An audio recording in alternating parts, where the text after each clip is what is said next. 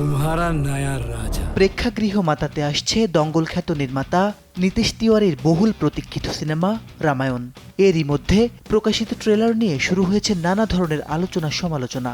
প্রথমবার রণবীর কাপুর অভিনীত রাম, সাই পল্লবী অভিনীত সীতা, রবি দুবের লক্ষণ, যশ অভিনীত রাবণের লুক দেখে সামাজিক মাধ্যমে নিজেদের প্রতিক্রিয়া জানাচ্ছেন অনেকেই।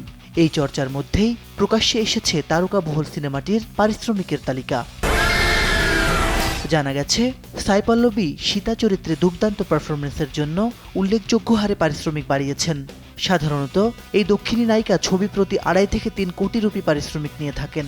সেখানে 2 পর্বের রামায়ণের প্রতি পর্বের জন্য 6 কোটি রুপি পারিশ্রমিক নিচ্ছেন। ফলে 2 পার্টে সাই পল্লবীর পারিশ্রমিক দাঁড়িয়েছে 12 কোটি রুপি।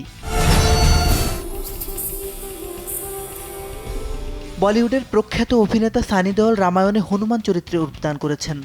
সিনেমাটির প্রতি কিস্তির জন্য 20 কোটি রুপি পারিশ্রমিক নিয়েছেন। এর আগে গাদার 2 সিনেমায় একই রকম পারিশ্রমিক নিয়েছিলেন অভিনেতা। লক্ষণ চরিত্রে অভিনয় করা টিভি তারকা রবি দুবে 2 কোটি রুপি করে পারিশ্রমিক নিয়েছেন প্রতি পর্বের জন্য।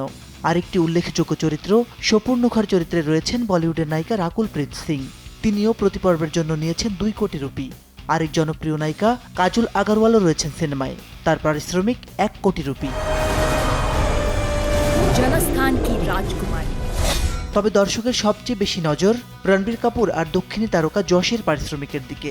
এমনকি 2 তারকার ভক্তরা এটিও দেখতে চাইছিলেন যে কার প্রিয় নায়ক বেশি পারিশ্রমিক পেলেন। কেজিএফ তারকা যশ এই সিনেমায় মহাপ্রতাপশালী ভিলেন রাবণ হয়ে আসছেন। ট্রেলারে তার হুঙ্কারে কেঁপে ওঠে পর্দা। কন্নড় এই সুপারস্টার প্রতি কিস্তির জন্য নিচ্ছেন 50 কোটি রুপি, অর্থাৎ 2 কিস্তির জন্য যশ নিয়েছেন মোট 100 কোটি রুপি। কেজিএফ সিনেমায় তিনি নিয়েছিলেন 30 থেকে 35 কোটি রুপি করে। ফলে বলাই বাহুল্য রামায়ণ সিনেমায় তার পারিশ্রমিক বেড়েছে অনেকটাই। তবে সবচেয়ে বড় দান মেরেছেন বলিউড সুপারস্টার রণবীর কাপুর। তিনি সিনেমার নায়ক রামের ভূমিকায় অভিনয় করেছেন। রামায়ণে সবচেয়ে বেশি পারিশ্রমিক তিনিই নিয়েছেন। প্রতিটি পার্টের জন্য 75 কোটি রুপি করে। 2 পার্টের জন্য রণবীর কাপুর পারিশ্রমিক নিচ্ছেন 150 কোটি রুপি। এর আগে তিনি তার ব্লকবাস্টার সিনেমা অ্যানিমেলের জন্য 50 কোটি রুপি পারিশ্রমিক নিয়েছেন বলে খবর রয়েছে। সিনেমাটির মোট বাজেট নিয়েও চর্চা চলছে। প্রযোজক নামিত মালহোত্রা জানিয়েছেন, 6-7 বছর আগে যখন তিনি এটি তৈরির কথা ভাবেন তখন লোকে তাকে পাগল ভাবতেন, কারণ কোনো ভারতীয় চলচ্চিত্রই রামায়ণ সিনেমার স্কেলের ধারে কাছেও আসেনি। 2 পর্ব মিলিয়ে মোট বাজেট $500 কোটি, যা 4000 কোটি রুপির বেশি। রামায়ণ সিনেমার ভিএফএক্স এর দায়িত্বে রয়েছেন অস্কারজয়ী সংস্থা DNEZK। সঙ্গীতের দায়িত্বে রয়েছেন 2 অস্কারজয়ী তারকা এআর রহমান ও হ্যান্স জিমার। হিন্দি, তামিল, তেলেগু ছাড়া আরও বেশ কিছু ভাষায় মুক্তি পাবে সিনেমাটি। প্রথম পর্ব আসবে এবছরের দীপাবলিতে, আর দ্বিতীয় পর্ব আসবে আগামী বছরের দীপাবলিতে।